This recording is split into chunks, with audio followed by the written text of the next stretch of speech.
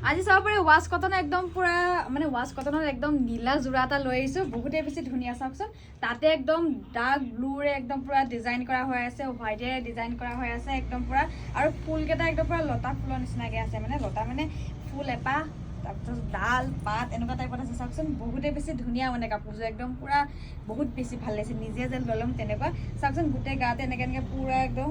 ফুলৰ একদম সেইটো নিচিনাকৈ ডিজাইনটো পাই যাব আৰু আঁচলটোও চাব পাৰে আঁচলটো বহুত বেছি ধুনীয়া হয় একদম